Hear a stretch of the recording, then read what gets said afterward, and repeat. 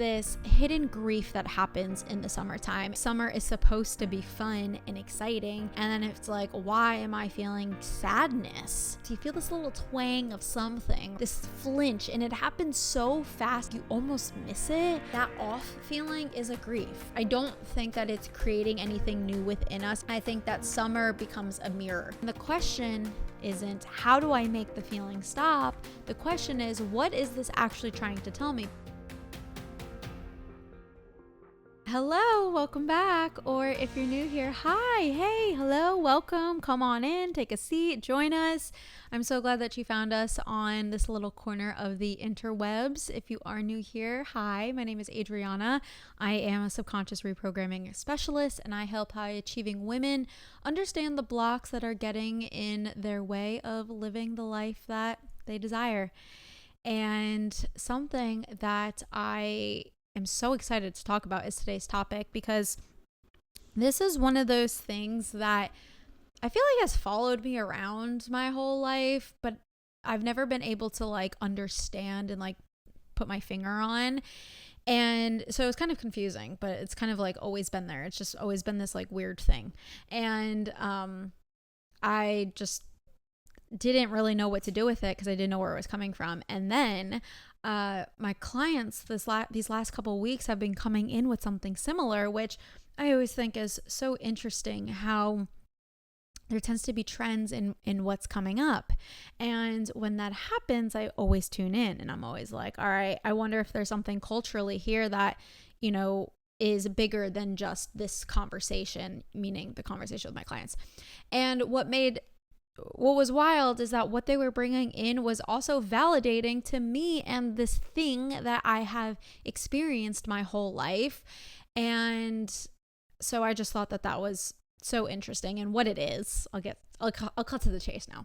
What it is this hidden grief that happens in the summertime. And I think that it feels really confusing because our minds don't really associate grief and summer, right? When we think about summer, we think that it's supposed to mean adventure and fun and freedom and plans and friends and barbecues and travel and beach and Europe.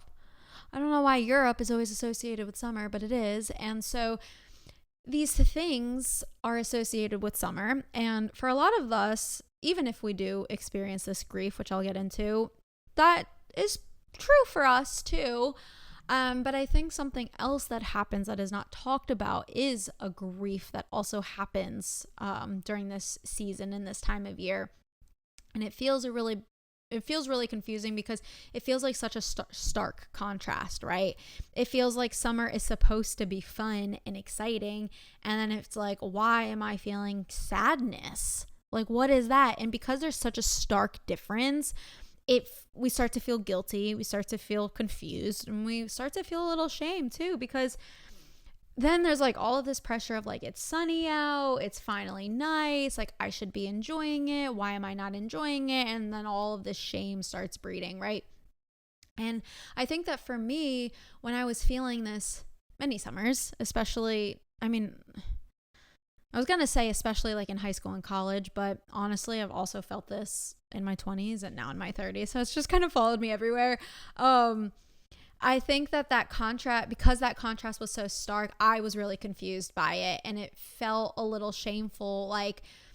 I was the only one experiencing this, and the fact that it was coming up in client sessions recently is what made me want to explore this, because I was like, okay, if I've experienced this, clients are coming in also experiencing this, what is here? Let me take a look at it. Let me see if it can be kind of mapped across culturally.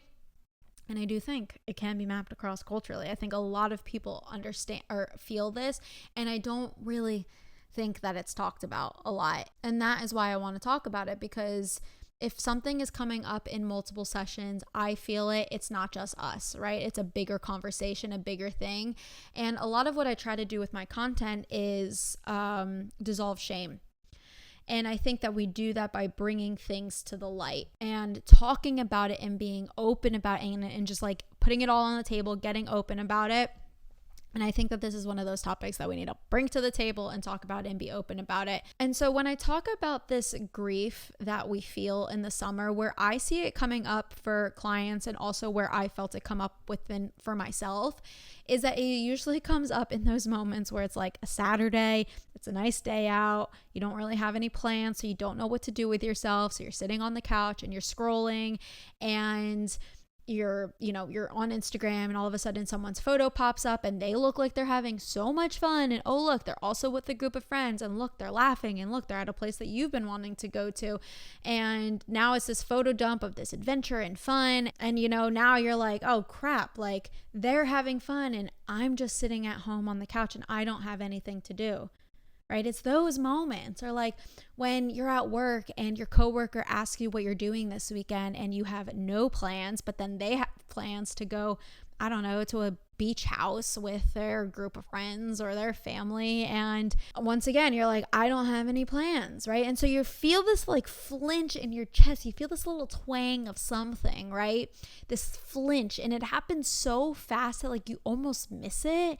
And you don't really know what it is. It's just kind of like a little catch in your chest. And it happens when you see people having plans and you see the photos on Facebook and you see what they're doing and you see how fun it looks. And then you then contrast it to what you're currently doing, and you're just sitting there on the couch. And I don't think a lot of us realize that we're doing that, or we don't realize like this moment is even happening. And it happens pretty unconsciously, right?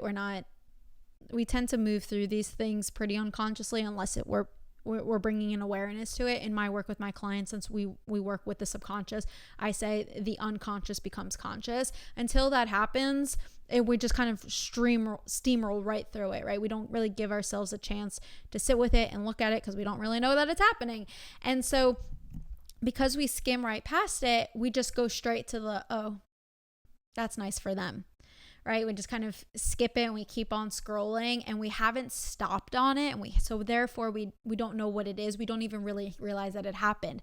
But especially when you're scrolling, it compounds. Like that's the biggest thing, is that when we're feeling these emotions, just because we move past it into the next moment doesn't mean that the emotion is processed, doesn't mean that we've actually emotionally moved on through it, which is why in those moments, maybe you're scrolling through Facebook and then maybe you start watching a movie. This happened to me recently. I was watching The Last Song and I was just like, I was in that mood and I was like, oh my gosh, everyone seems to be having so much fun. And now I'm watching this like brewing summer romance, but like I'm getting all emotional about it because I'm like, they look like they're having such a great summer, and like, right? And so it starts to compound because you're not catching it, you're not processing it. I totally forgot that Last Song moment happened recently. Anyway, so we're unconsciously doing it. We're not stopping it. We're not feeling those deep feelings. And so they just keep compounding. And what I'm finding with my clients is that because they're compounding and they're not actually stopping and assessing what's happening and just taking a look at it and getting curious, it's compounding because it doesn't have language. It's compounding to this feeling of offness. It's just like a blah feeling. You just feel so like kind of low, and you're like, it's so confusing because nothing really happened. You can't pinpoint it to anything. And then you're like, all of a sudden you're like, it's sunny outside. Like, why am I feeling like this? What is this offness? And then you're just kind of spiraling and you got all this like junk inside of you, right?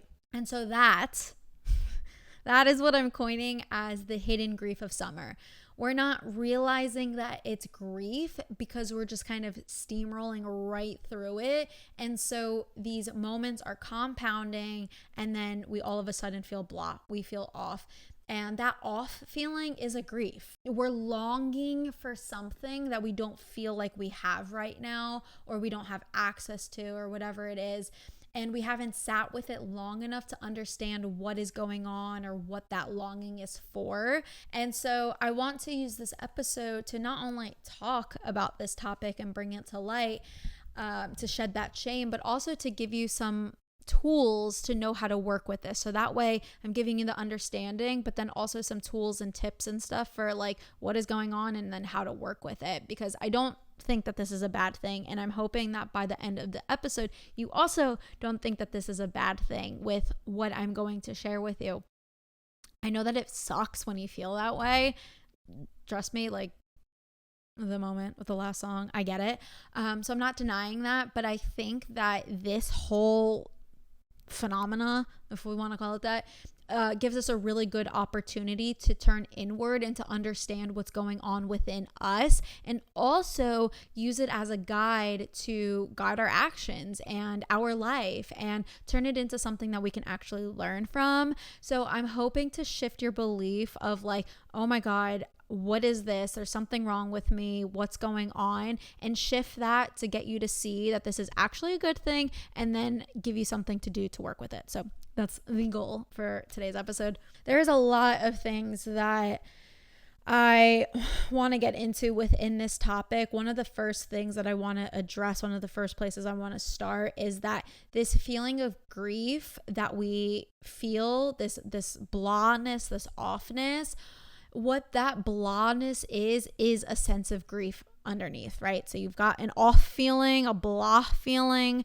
What it actually is grief. And I'm going to get into differentiating what actually makes up the grief, because grief is still kind of an umbrella emotion. When we can take a look at what's stemming from that grief, it actually gives us way more information. So we're going to get there. What I think that this summer grief is doing is, I don't think that it's creating anything new within us. I don't think that summer is like manufacturing this feeling. I think that the feeling is already there. I don't think that the feeling is even about summer. I think that summer becomes a mirror to these things that are actually already within us. I think that summer in these contexts is just showing us things that are already under the surface that we either aren't paying attention to, or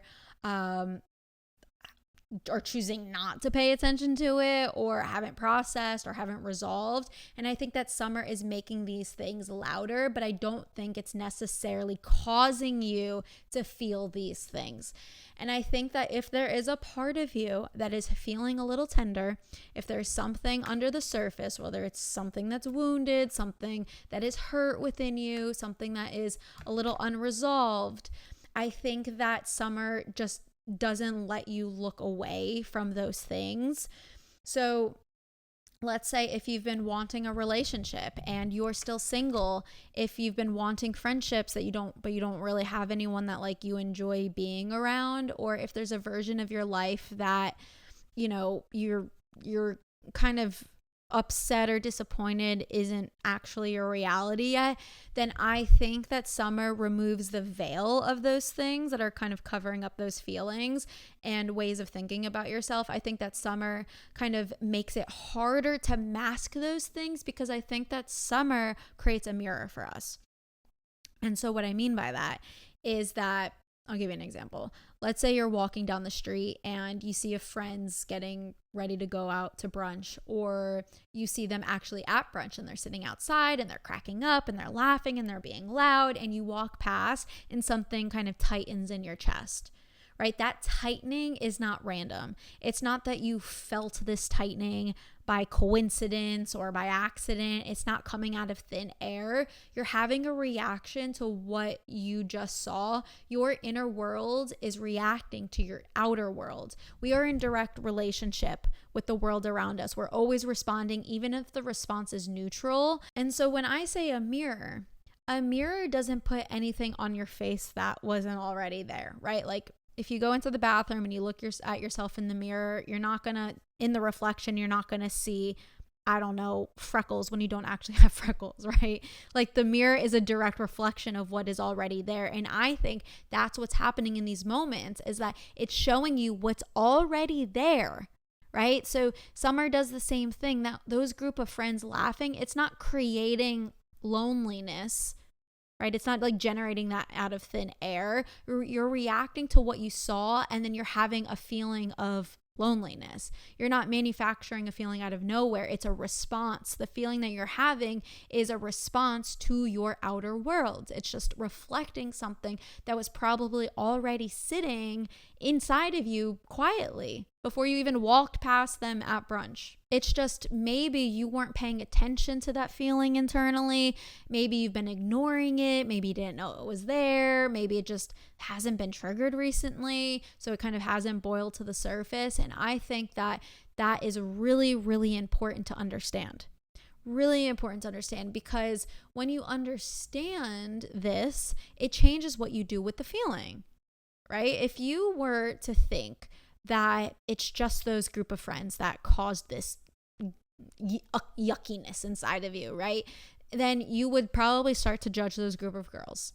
You'd probably start saying, oh my God, they're so loud, right? Or you might start saying like, oh my God, that brunch spot, it's so rowdy, right? You would start blaming it on the thing. You'd start blaming it on the girls, blaming it on the brunch spot, and then you might change your actions around it too, right? Like you might start to avoid that block because you're like, they're so loud there. Or I'll give you another example. Let's say this happens a lot with social media, where social media is mirroring what they're seeing on social media, is mirroring something within themselves and making them feel something. And then people start to blame Instagram. I don't like Instagram. I hate social media. I can't get on social media. I hate it. Right?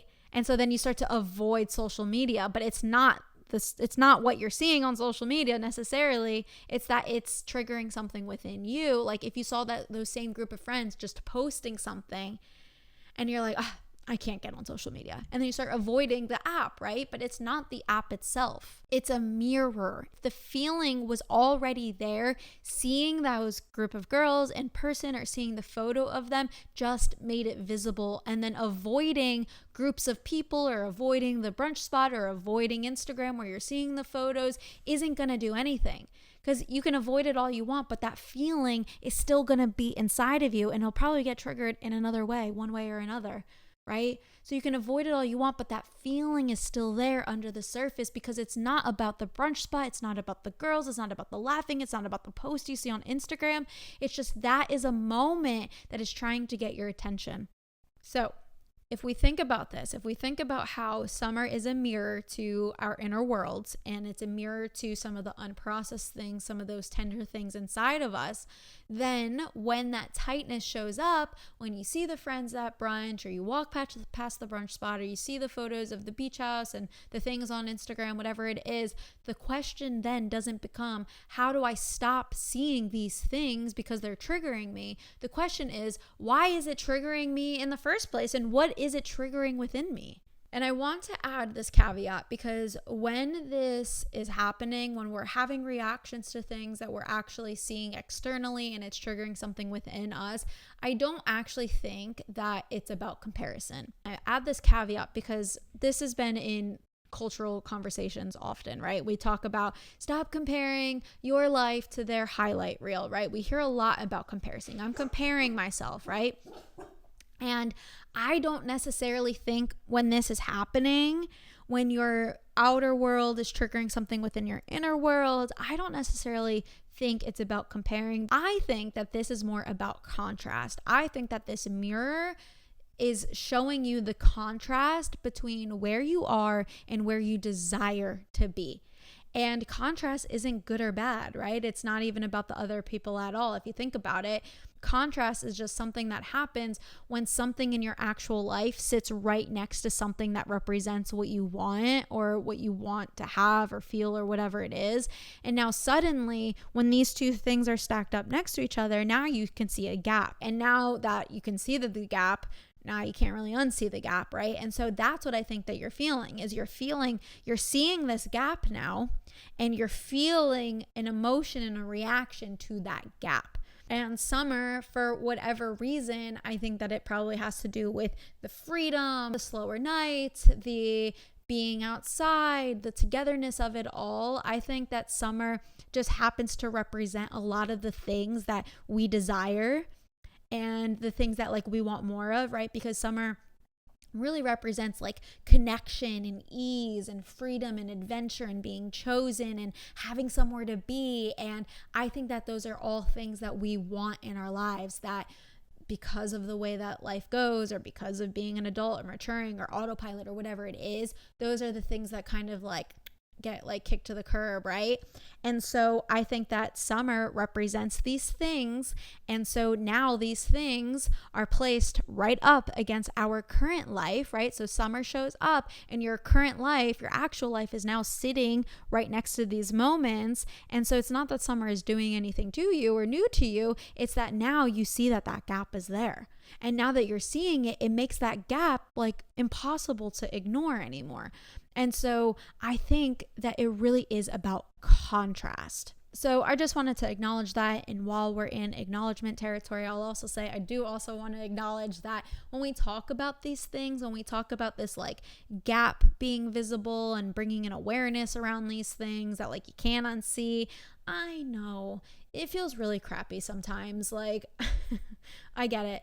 Sometimes I think that awareness is great. Like we need awareness. It's always the first step. It's necessary. It's great. It's all of the things, but awareness also brings up a lot of emotions. And so I just wanted to acknowledge that, sometimes starting to see this stuff can feel a little crappy when you're starting to notice the things that are triggering you and why they might be triggering you. And now you're pulling stuff out from your inner world and you're bringing light to the contrast, all of these things. I know that it can feel a little crappy before it becomes clear. And so I do want to acknowledge that like that is a real thing. I get it. I see you. But I do think that it only sucks when you think that that's where the story ends.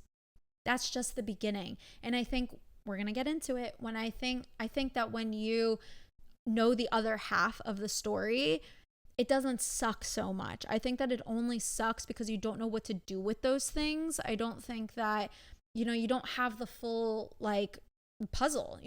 So you just have these pieces and it feels chaotic and it feels crappy. So I want to get into what to do with all of this. Part of the reason I think that when we're starting to feel these things and understand what's coming up and what we're feeling and stuff, part of the reason why I think that it sucks is because we intertwine feeling with meaning, right? I think somewhere along the way we started to intertwine those things. Like when we have a feeling, we think that what it means is a verdict. We kind of merge what the meaning we make around it and the feeling we have. We merge those two things, we intertwine them, but that's not accurate. A feeling isn't an instruction. It's not a part of your identity. It's not proof or evidence of anything. None of that is true. Your feelings are just instructions.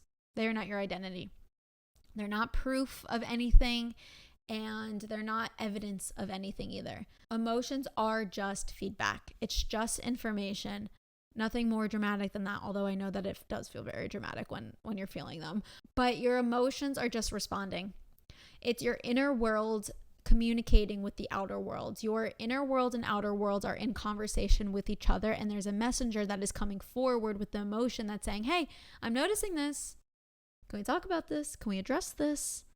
Right? It's just information. And that's why I know that it sucks when you feel these things and you're starting to build up that awareness. But this is why I don't think it's necessarily a bad thing.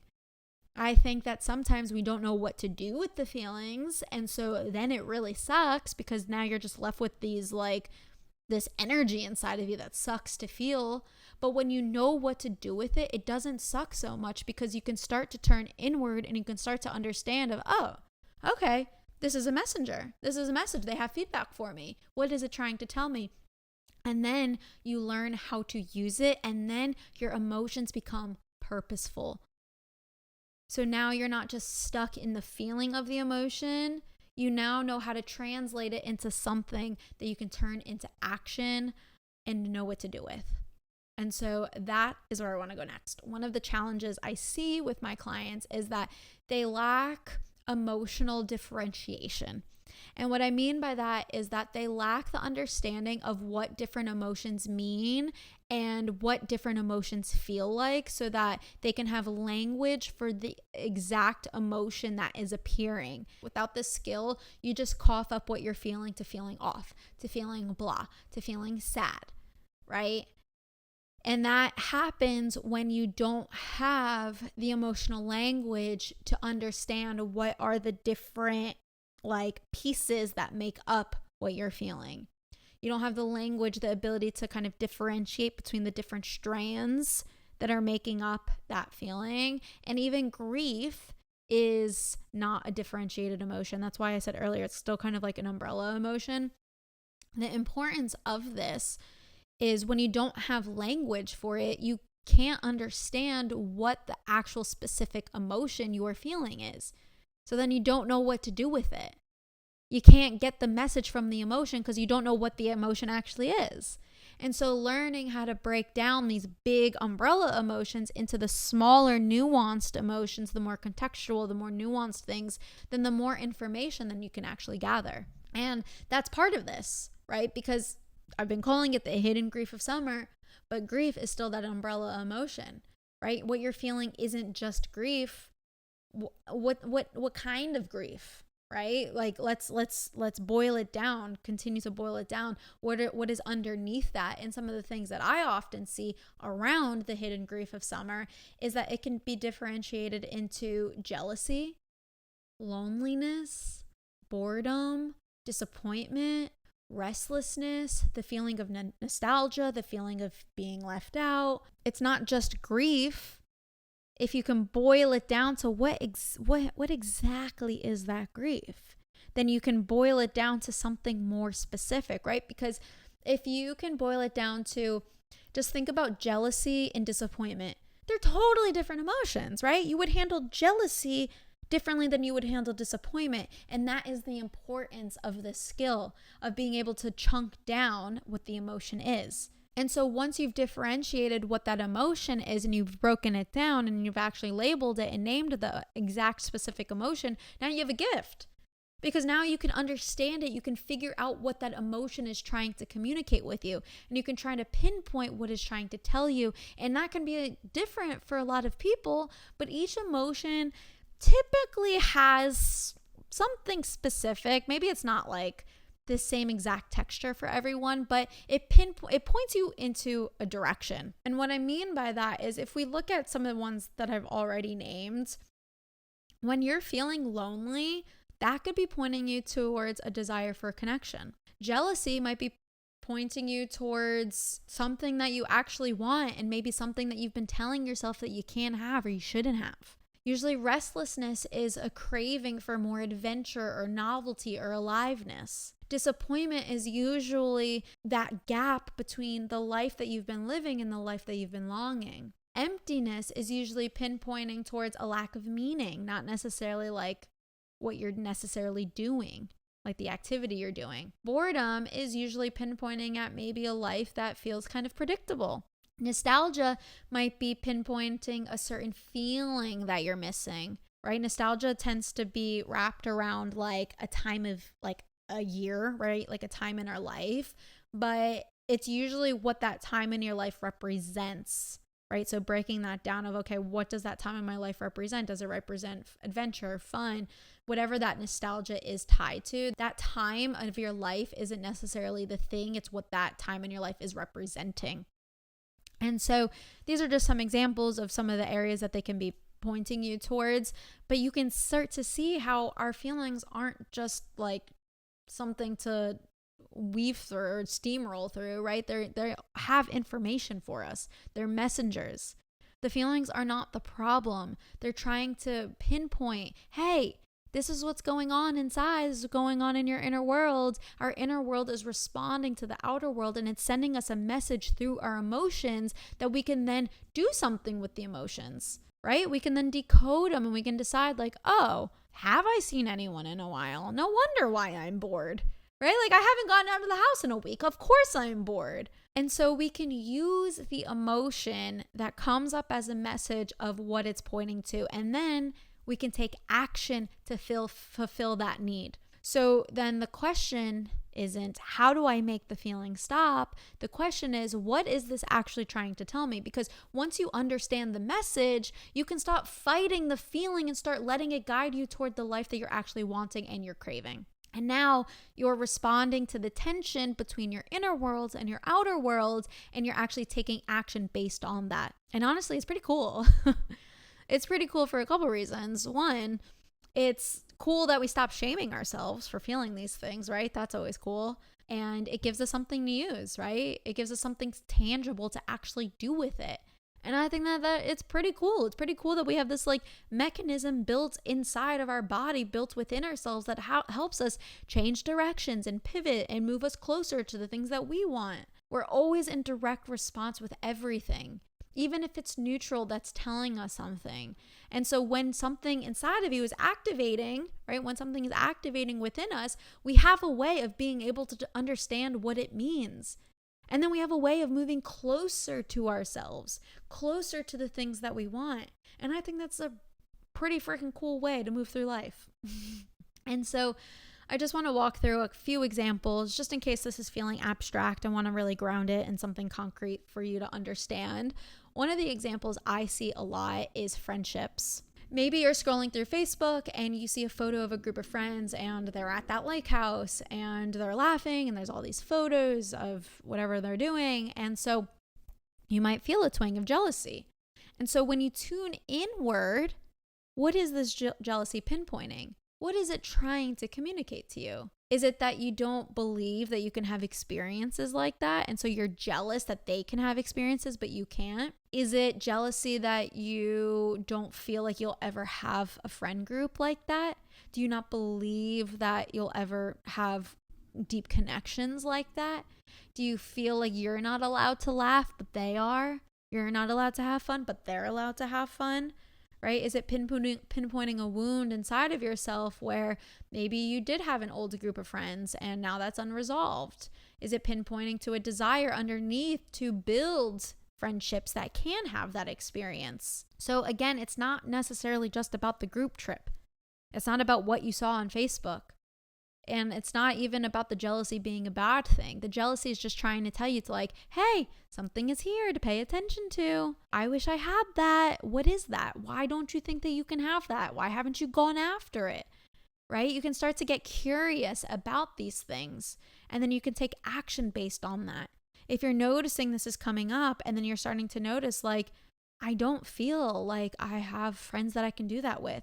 Maybe then you go to strengthen those friendships. Maybe you go find new friends. Maybe you go find adventurous friends because your friends are a little not into that or something. So it's not about the photo. It's not about the friends. It's about what that means to you and what missing need there is inside of you.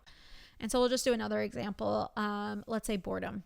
Let's say that boredom is compounding because you haven't done anything in a few days. And so if you were to tune in and you were to explore that of like, okay, I'm noticing some boredom right now. What is this pointing me to? Like, okay, I know boredom usually means like novelty or, changing something up or maybe something feels stagnant. Do I feel stagnant in my life? Where do I feel stagnant in my life?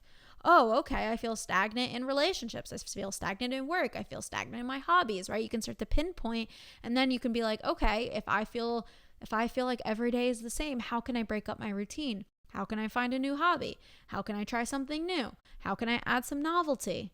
Have I gone out of the house in a while? Have I spoken to humans in a while, right? Like, have I planned anything? Have I planned anything fun? You can start to see how you can use the emotion as information, right? So you can take that boredom and you can connect it to an action step so that way you can actually meet the need underneath the surface.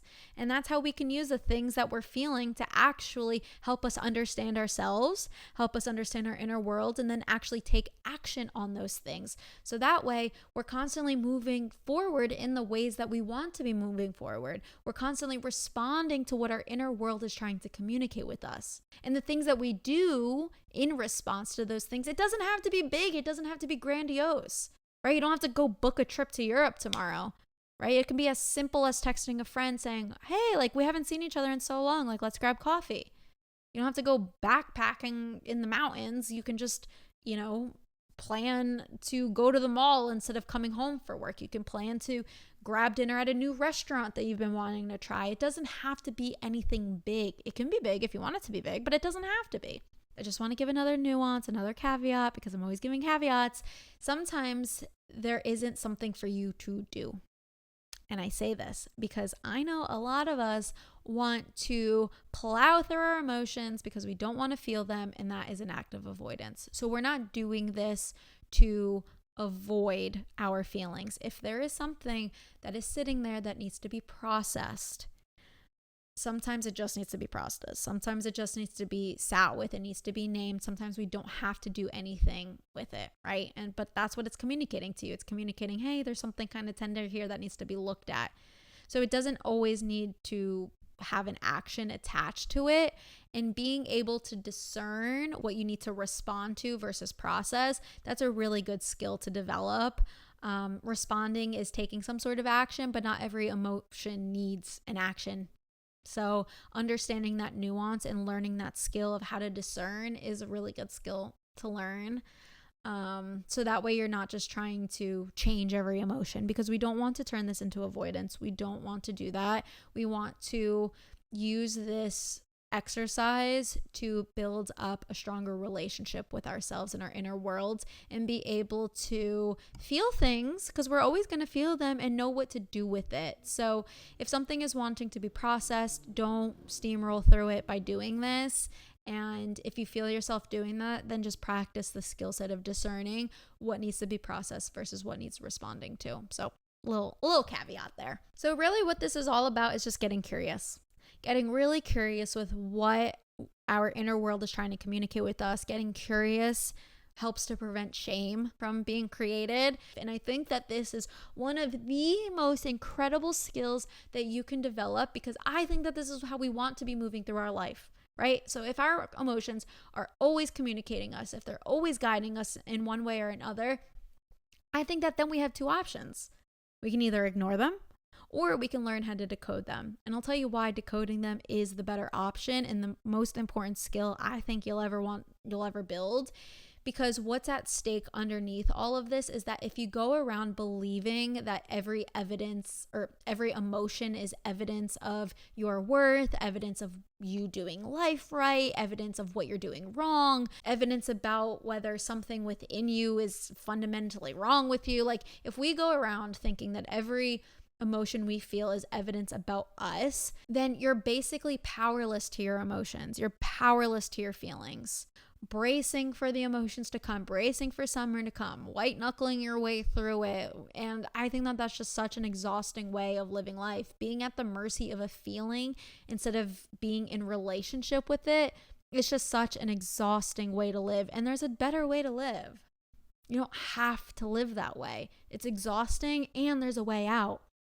And so the shift that I want you to make is I want you to start asking, what is this pointing to, instead of asking, what's wrong with me? Why is this coming up? Because when you do that, when you go from being a passenger in the feeling to actually being in relationship with it, you're not just enduring the grief anymore.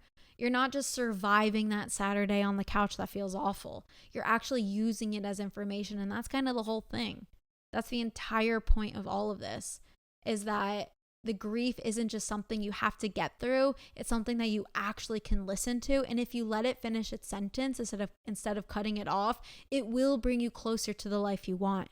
And not in an abstract someday way, in actually a very practical and specific way. It can pinpoint you towards the friendships that you want. It can pinpoint to the things that you feel like are missing, the needs that have gone unmet for a while. Right? The thing that you've been wanting, craving, the thing that you've been talking yourself out of. And then maybe even more than that, it'll bring you closer to yourself, because every time you stop and ask, what is this feeling trying to tell me? Instead of shoving it down or scrolling past it, you're learning something true about who you are and then what you actually want. And then that starts to add up. That's what starts to compound. You actually start to know yourself in a way that most people never get to, because most people never stop to ask. And then one step deeper, you start to build a deeper relationship with yourself, because not only are you turning inward, but then you're actually taking steps to meet that need for yourself. It's such a cool thing. So this isn't about making the grief of summer go away. It's about understanding why it's coming up and having the tools to know what to do with it, to know how to work with it, because it's not realistic to make the grief ever go away. We can't just not have feelings pop up ever. right? That's so important. We don't use this exercise as a way of making sure no emotions ever come up or we never feel anything again, right? That is going back to the avoidance. We don't want to do that. It's not realistic to never have emotions. And that's not the goal. You wouldn't want that because emotions are communicators, right? They're messengers. So you wouldn't even want that. This is about taking your power back, because a feeling you understand is not the same thing as a feeling that controls you. So the invitation isn't not to ever feel grief this summer, because that's not possible. I think the invitation is, can you actually listen to what the grief is telling you? Can you let yourself hear it all the way to the end of the sentence? And can you let yourself respond to it instead of just surviving the grief? Because I think that that is what it actually means to live intentionally. That is what it means to create your reality instead of just kind of enduring it one Facebook photo at a time. So if this summer is bringing you grief, if this is bringing something up for you, I don't think that it's a sign that you're doing something wrong or you're doing summer wrong or that there is something wrong with you. I think it's the exact opposite, actually. I think that you're actually really in tune with your emotions, and you're really in tune with yourself, and you're really in tune with the signals that your inner world is sending you. And so I don't think that the question is whether you'll feel this again, because you will. Even if it's not just within summer, emotions will come around, something will trigger you. And so I think that the real question is whether you'll meet it the same way you always have, or whether this time you'll actually stop and listen to what it's trying to tell you. I think that this will change the way that you respond to your life. I think that this will change the way that you respond to yourself and your emotions. And I think it will help you develop a stronger relationship with yourself. So I'm excited for you to try this out. I'm excited for you to adopt this way of thinking, because this isn't just something for you to do in the summer. Your emotions are always communicating with you, not just in the summer. So take the skill, implement it in your life, apply it to wherever it feels right, and let me know what you think. If you have made it to the end, I know that this was one of my longer episodes. Thank you for sticking with me to the end. I didn't realize I was going to yap so much about this, but I hope that this validated something within you the way that it validated something within me, and the way that it validated something within my clients and sessions these last few weeks. So go ahead, try these out as practical, actionable steps. Let me know what you think. Let me know if you've got any questions. You know where to find me. Subscribe to YouTube, subscribe to my podcast if you found this helpful. I have more episodes planned and something really exciting coming up, something experiential for you to actually use. So definitely subscribe, check back into the page for next week. And until then, have a good day. I'll see you right here next week.